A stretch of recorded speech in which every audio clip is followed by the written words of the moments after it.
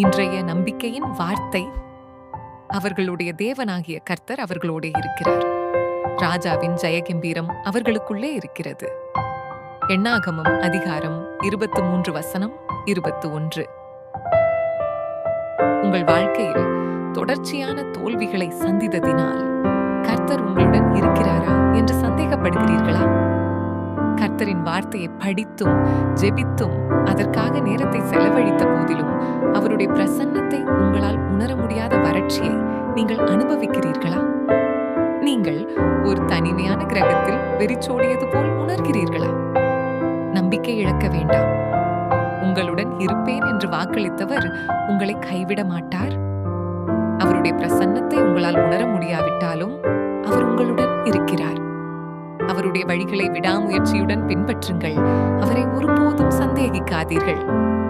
உங்கள் உணர்ச்சிகளின்படி நடவாமல் நம்பிக்கையின்படி நடவுங்கள். ஜெபம். கர்த்தராகிய இயேசுவே, என்னுடன் இருப்பதற்காக உமக்கு ஸ்தோத்திரம். ஆமென்.